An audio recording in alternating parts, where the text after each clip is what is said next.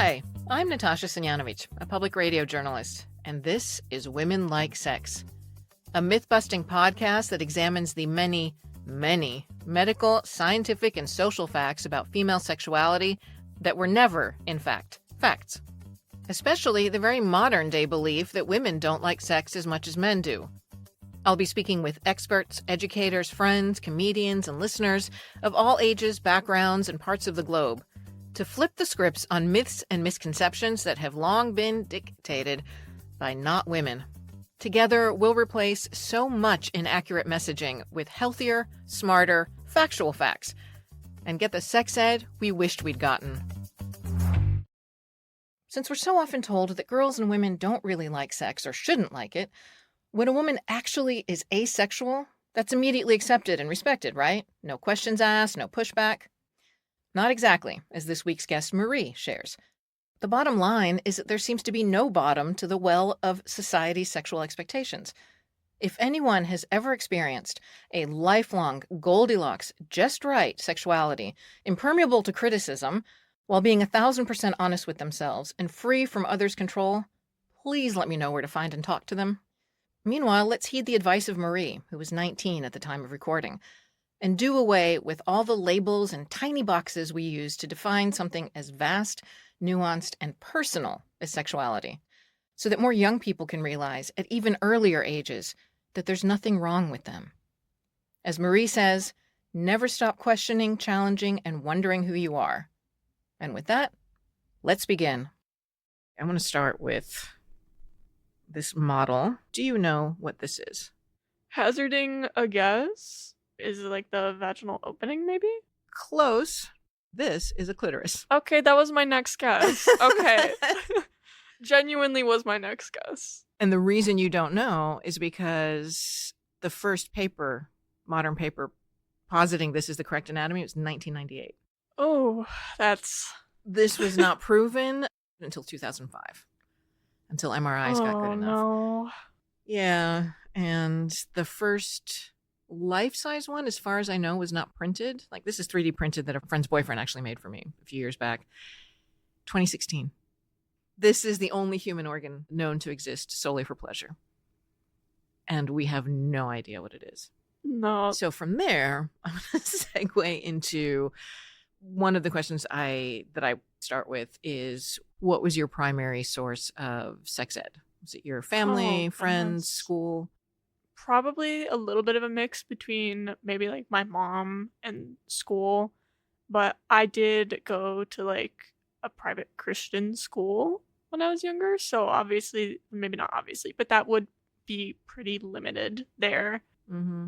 Very limited. Like my mom, she got like a puberty book and like we went through that, so I did read through that, so I at least like knew some things, but when I was originally learning, it was basically the bare minimum to understand it. And I lived in a community that was very much like preach abstinence on top of that. So It wasn't, we didn't know much. Whatever we learned, we had to learn on our own. I assume it was pretty heteronormative. Yes. It was tailored to... Oh, God, yes. Very, very heteronormative. I mean, I personally, I identify as pansexual or panromantic, but I can get into that later. I didn't even know that was like a possibility at the time. I don't even think that I realized that where I grew up, people knew about gay people, but I didn't know what lesbians were probably until high school, if that says much. I hate that it does, because you're so much younger than I am. I was actually talking to a friend of mine today. She was the first musician of CCM, Contemporary Christian Music, to come out, Jennifer Knapp. And I was asking her, what would you want to say to your 19-year-old self? I told her, I was like, I'm going to be speaking to this brilliant young woman. And what she said, she's like, well, I'm so old, though, hopefully it's changed. She was like, I didn't even know it was an option. Exactly. I did not know growing up in Kansas. And this is a thing where, like, you could be the daughter of either of us, right? I mean, generationally, I may even be older than your mom and dad. I don't know. The only way that I picked up that, like, non-hetero, non-straight, non-cis even people existed was through other media. And discussion on that was very much, like, shut down, at least in my household, for a good time. So even if I did, like, realize something and I was like, oh, hey, this character maybe feels like this, that's really cool, be like, no, that's a bad word at the dinner table, basically was what those conversations evolved into. It was shut down, and then I dropped it. When you don't know something's an option, it's usually because people don't want to talk about it, people other it, people decide it's deviant and wrong and or wrong. Do you know that you're not deviant? I do. That's something that I think I came to terms with relatively quickly given the like space I grew up in, but maybe that's because I started to like come to terms with it once I was in a public school rather than a private Christian school, middle school. Mm-hmm. Now, don't get me wrong. That school was in a very small, everyone's parents had gone there and their parents had gone there and no one had ever left the city. Mm-hmm. I guess when it comes down to it, I don't see myself as deviant anymore. I don't think I did for the most part, but there were definitely a couple of times like early on where I was like, this, I don't know if this is right. So that's why I wanted to ask you, not do you think or do you see, but do you know? Because you've gotten a lot of messaging. Yeah. You've gotten messaging that I didn't get as a cis hetero woman. And I may have gotten messaging where it's like, I like sex a lot and I'm not supposed to. Or, you know, the world tells me that it's boys who want it all the time and not girls, that it's men, not women. And I was just like, okay, well, that's got to be wrong. And that's messaging that's hard for a lot of for girls and women to absorb. But at no time did anything in the world tell me that I was deviant. Yeah. That there was something wrong with, because I like boys. And they're like, okay, you're fine. You're right. I think something on that topic that probably the one thing that I still find myself at odds with sometimes is I personally, like, as I mentioned earlier, I'm panromantic, but I'm also asexual. So I don't want any of that. Y'all can keep that to yourselves. I don't mind witnessing it. There's this stereotype that I hear every once in a while where if you're asexual, which is an entire spectrum for the record, but it's like you don't want to see any sort of super intimate things because it makes you uncomfortable to see it. No, it doesn't. Which I think is silly. But back to why I brought this up is the one thing that I still find myself fighting with is it's still so difficult to like explain to people, no, I don't actually feel any of that kind of attraction. I don't need that. It's a conversation that like my mom and I have every once in a while where she's like, well, maybe you just haven't found like anyone yet that like you want to know. I'm never going to.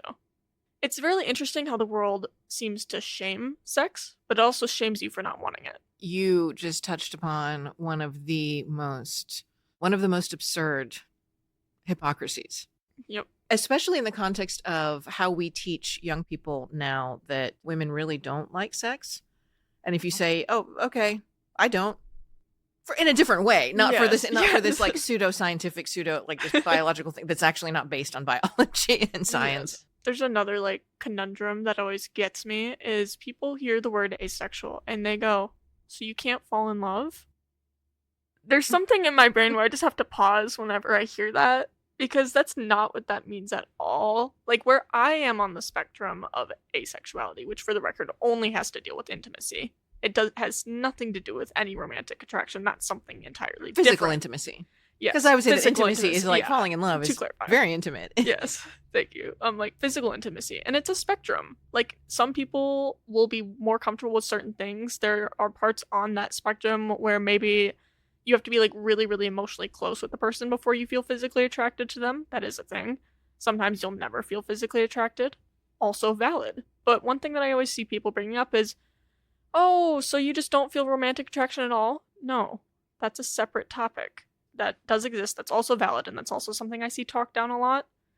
But I just find that really interesting how people associate physical intimacy so much with relationships that they cannot separate physical intimacy from emotional intimacy. I understand exactly what you're saying. But at the same time, in my own life, I don't necessarily separate them. Well, they do interact. No, actually, that's bullshit. Because I fall in love with my friends. I fall very much in love. Like the people that are friends that I want to be in my life, that period of getting to know somebody is falling in love. It really is. It really is. But then there's the part of me that's just like, I just don't want any physical into me. Like I don't want to smooch, I don't want to cuddle, and I don't want to do more than that, right? And I don't mean to But say that they don't interact. Of course they interact. yeah. That's just a part of attraction as a whole. They maybe not obviously, but they do interact. But there is also people just see them as inseparable, which is where I kind of think I don't know that it's not able to be separated. It can be. Yes, it interacts. Yes, they kind of can build on each other, but they are separate things. Hence why it's important for you to say pan-romantic as opposed to Yeah. pan-sexual. And normally I just be like, okay, I like people. That's really the short way of saying it. I like people. I'm certainly not asking because it's like, well, no, but when you do start liking sex, because that's not, Of course. I'm not going to add to that, to those voices, to that choir. But in terms of the sex ed that you got, we established very heteronormative, when there was any, have there been people in your life? I want to be respectful with this because I'm really not asking like, so when you decide to have, like, I'm It's okay. really not asking that. It's okay. That sex could be joyful, reciprocal, joyful, balanced. Maybe at some point, there's always this thing where parents are like, oh my goodness, my children would never do anything in high. Yes, they are. Everyone's children are doing, maybe not everyone's children, but many, many children are doing things in high school. And I guess sometimes I would like hear things from other people, but for the most part, people kept that pretty private to themselves. So I didn't really learn much of that as I was learning about myself. Probably most recently, my roommate will sometimes talk about their experiences, and it's always like it's positive light, very positive light.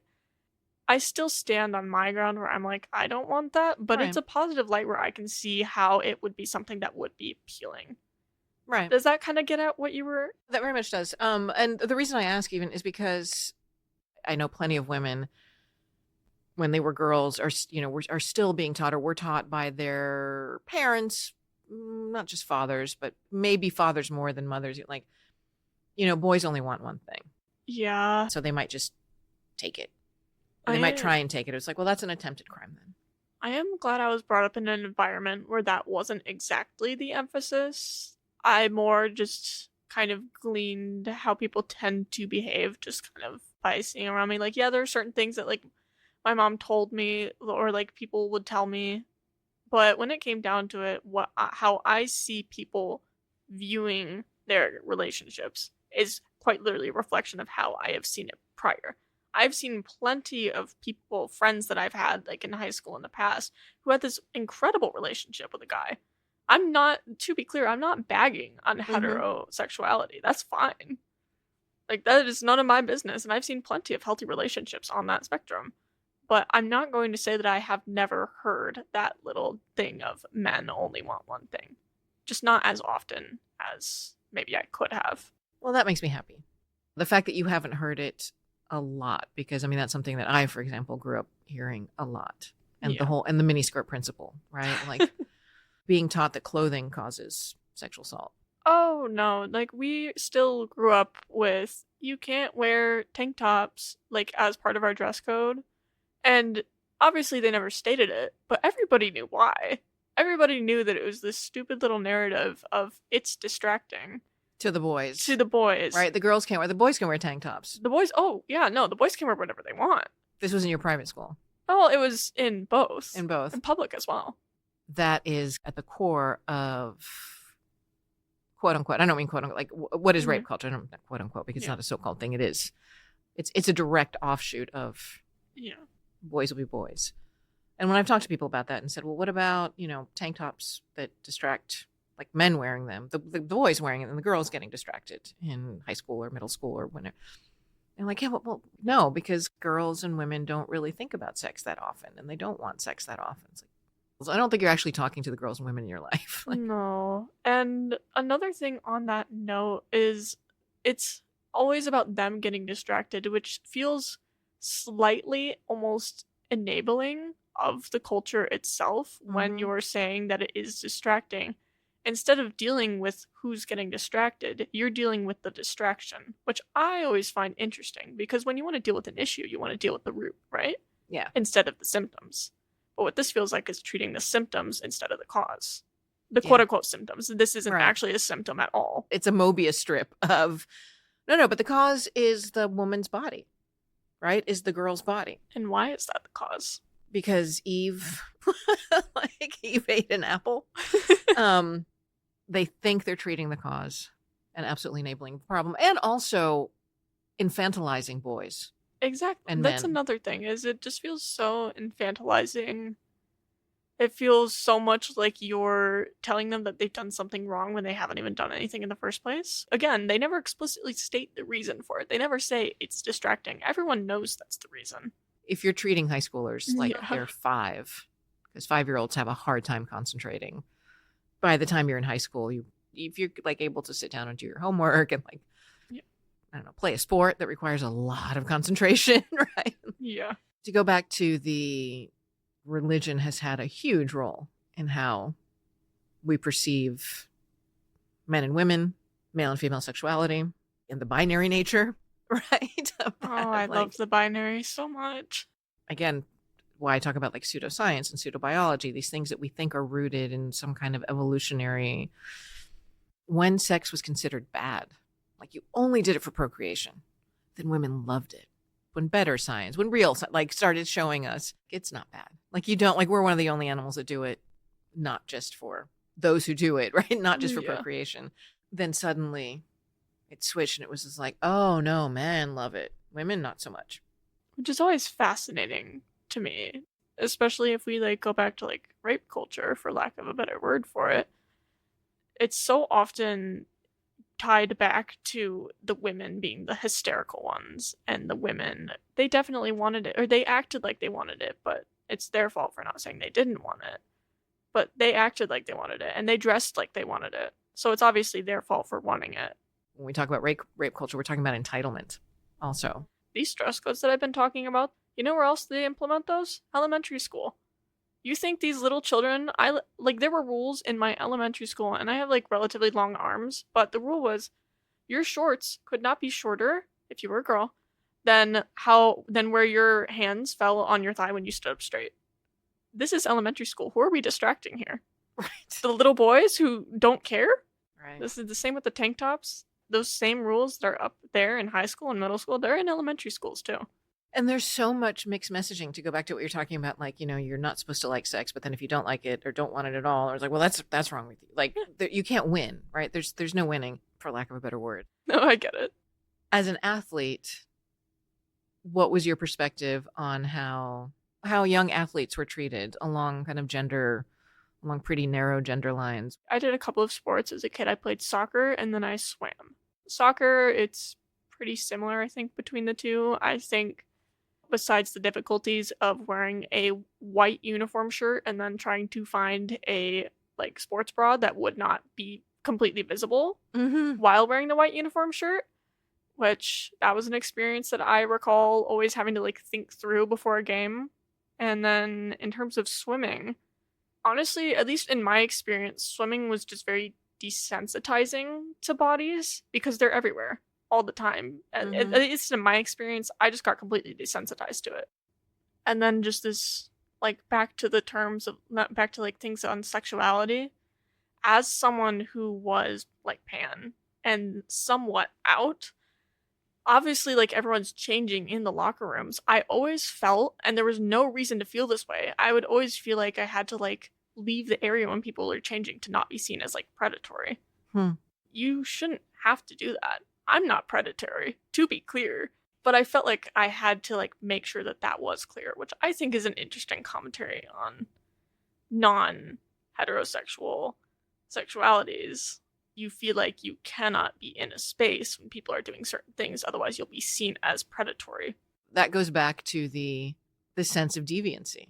I was somewhat openly out in high school, but like I wasn't like walking around being like, yeah, this is how I feel. Like it was more just if you know, you know, and if you don't, you don't. And nothing ever actually was said. That feeling just happened on its own. No one ever said anything. No one ever acted as though they felt like I was. I just felt that way. I was like, I don't want, like, I feel just by being here, my very presence feels predatory, which probably was not the best for like my mental health at that time. Right.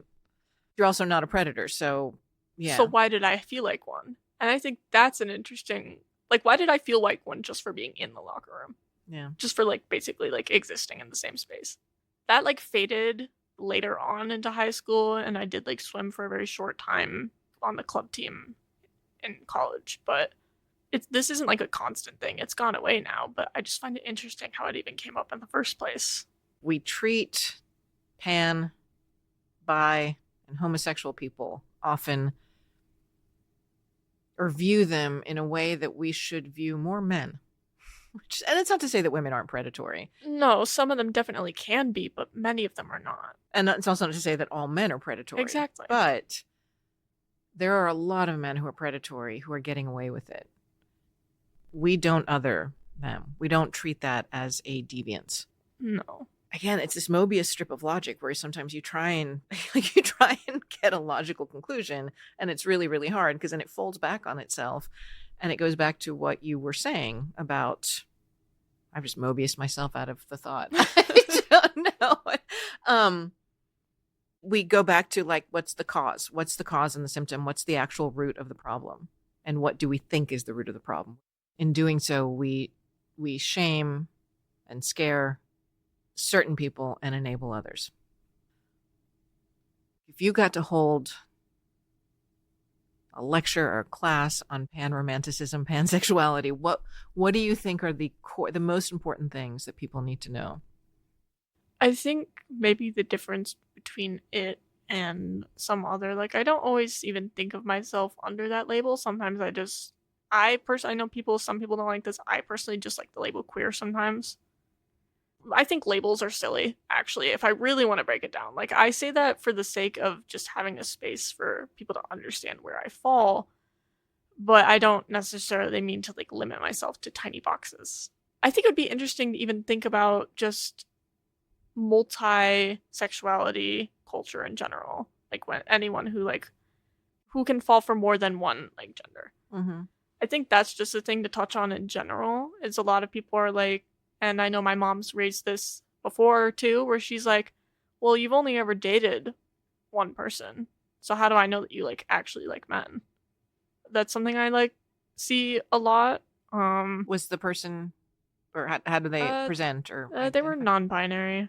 So she's not sure that you like men, or she's saying, how do I know you don't like men? The way that she said it, because I've dated one person, it was that one person, is it's just, well, you've only dated this one kind of person. How do I know that you actually do like other genders?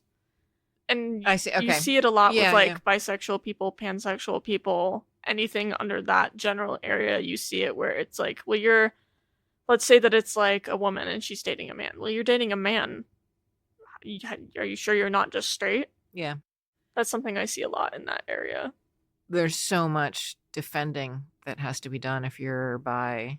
Even within the community, you see it, and which is awful because there's already enough said about the like LGBTQ community as a whole from outside, from like heterosexual people who don't view it very well. Mm-hmm.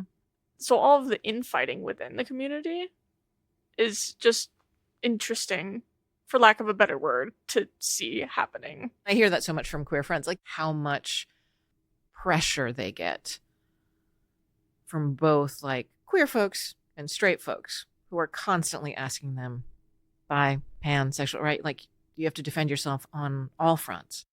I caught myself when you were talking about dating someone, the person you dated that's gender fluid, I caught myself wanting to act like, okay, but in what direction? Like in what, where, and then I had the thought of like, it's not a question that I would ask if I'm talking to someone who tells me I like men or I like women.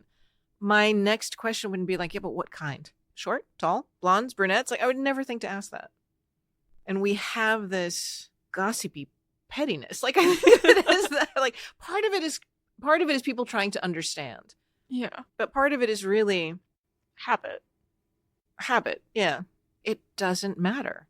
No. So I guess just to answer the original question, if I were to like have to do a lecture on it, I think that would probably be a pretty solid touching point.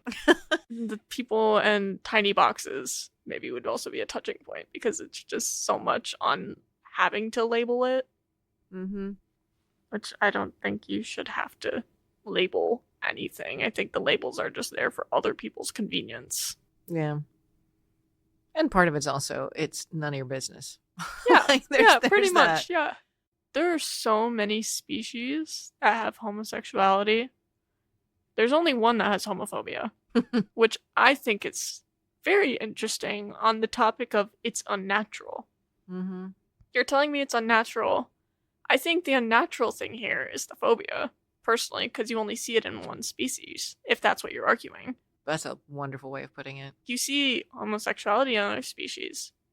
You only see the phobia in humans. We have this amazing capacity, unlike any other animal on the planet, to communicate with such sophistication, with such specificity, to tell each other these really intricate stories. And that's the basis of our evolution, of our being highly evolved, our ability to tell stories, our ability to share stories, our ability to, and through that, collaborate and cooperate. And yet we also use these brains for creating silly little laws that we call natural but aren't. And tiny boxes. In tiny boxes. Laws in tiny boxes, if you will. In keeping with, like, reaching out to Jen today and saying, like, what would you want to tell your 19-year-old self? But what would you want to tell your adolescent self? Maybe, like, start with there are silly little boxes, but maybe kind of an encouraging to keep looking and don't let your looking be silenced. This is a slight deviation from sexuality, but I think gender and sexuality interact quite closely. I think they very much influence each other. I remember reading a book when I was a kid, Magnus Chase. It's a little series based on Norse mythology, written by Rick Riordan, so the same person who wrote, like, Percy Jackson. It's just a little quick trilogy, but there's a character in it, and this character is gender fluid. That was my first exposure to anyone outside of the gender binary, anyone who wasn't cis. And I remember just thinking, wow, this is a really cool, their name is Alex Fierro. I was like, this is a really, really cool character. So I think I brought it up at the dinner table. I was like, I think this character was, like, transgender or something, and I was shut down so fast. I think someone was like, that's a bad word, you can't say that. So I did not ask more questions about that for years. So I think maybe telling my younger self not to let questions be shut down, or, like, to keep looking in spite of being shut down, I think that might have, I don't know. Which I think you did, right? I mean years maybe, later, but yeah. But, like, yeah, to continue the next day. Yeah. To keep wondering. Yeah. Do you talk to your mom about your sexuality? I mean, just, and you don't have to answer it's anything you don't want to. This is a fascinating question. I'm, like, somewhat out to family. Sexuality-wise, yes. My mom knows that I say that I'm asexual, and she's stopped being, I don't know, strange about it. That's probably the thing that she's weirdest about. There's still, like, conversations at, like, the dinner table that are a little, like, odd sometimes, where, like, some topic will come up and it's something about, like, something that isn't heterosexual. And she always, like, apologizes to me for some reason for, like, saying something about it, and I'm like, you're allowed to have an opinion. You're not gonna hurt my feelings. Like, I get that I'm the only person at this table who is, like, open about that and, like, speaks on that and is, like, within that category, but you don't, I'm not delicate, and you're allowed to have opinions about it. But gender-wise, that one's the more complicated question. That one I was, like, somewhat on the border out. To be clear, I don't know if I've said this explicitly, like, right here yet, but I do identify as genderqueer, so it falls somewhere in the non-binary spectrum. It got touched on at some point when I was in high school, and then I think I dropped it again. Like, I just dropped the subject, and I think I outright said, oh, I don't feel like that anymore. Because I got so tired of the constant, like, questions and, like, ridicule on it, where I just didn't bring it up. At home or at school? You're talking about, like... at home. At home. Like, it wasn't, when I say constant, I guess I don't mean, like, constant, but, like... More than you... I just got tired. Felt you deserved and needed and wanted. So I did what would be, quote-unquote, going back into the closet in terms of gender. So I just dropped the subject completely, said I don't feel that way anymore, and I just don't bring it up at home anymore. Do you have a supportive group of friends? I mean, do you, like, among your friends, you don't have to do a lot of explaining? Oh, no, not at all. I have, like, great friends. No issue with that. even at home, it's fine. It's not really, nothing's, Yeah, I get it. You're not talking about trauma. no, not trauma. Like, I was never at risk of, like, I know there are plenty of people out there who would kill to live in not having to worry about being kicked out, even if they were out, and only having to worry about, like, maybe a slight ridicule. You still felt safe. I still felt safe. Like, I felt that the worst that could happen was, like, basically being told, that's not true, as opposed to maybe being kicked out or being, like, cut off from the family or something along those lines. I did not have to worry about that. So I'm very grateful for that, at least. I think about something that you said one of the times that we talked about, how you understand how much power someone has if you understand how safe they feel. Like, ask them how safe they feel. This just goes for beyond sexuality, beyond gender, beyond the specific topics that we have discussed here. But if you ask anyone, a stranger, someone you know, how safe they feel in a certain areas, how safe they feel about their family, you can get a pretty good gist of where they stand in society. Stand in society is also not the right way to word that, but, like, what they've experienced, what they're free to experience, what they feel comfortable saying that they've experienced as well. We are always intersections of various things. We're never just one thing. But that also does intersect with the hierarchy of social power. And sometimes that's defined by religion. Sometimes it's defined by whoever happens to be in power, who grew up learning something. Like, that's another thing, is, like, I know I, like, say this stuff about my mom and, like, about my family. I don't hold any of this against them at all. They're not cruel about it. She's a little stubborn. Because it's not necessarily them. Like, they didn't do anything wrong. I love my mom. She's great. Love my family. They're great. It's more just how society has programmed them, so to speak, how they were raised, how the people who raised them were raised, the conditions they were raised under. The stories they were raised on. We are all products of the stories that we were born into. In our little patch of the world and in our time, right? In the era. And how willing we are to let go and maybe try and change. And think about and analyze the stories that mythologize and that explain that place and that era. And just look at them and just say, oh, like, okay, these are stories. They're not etched in stone because we're constantly changing. That's why we don't speak the way we spoke 100 years ago, whatever language you speak, or 500 years ago, right? Yeah. You don't live the same way that we lived 500 years ago. We look back at history and are amused and appalled, or appalled. It's like, well, somebody's going to look back on us in 100 years from now or 500 years and be like, oh, what the hell were they thinking? Like, this is why when I teach journalism, I'm just like, be a time traveler. We need to be time travelers and need to, that, like, again, you question everything because so much of this is going to seem horrifying or funny or ridiculous or misguided or all of it decades, centuries from now. That kind of touches on people who are in their careers, how they use what power they may or may not have. Like, one of the biggest things in the field I'm going to be going into, advertising, one of the biggest things in that field is how much power they have over what is defined as being acceptable, unacceptable.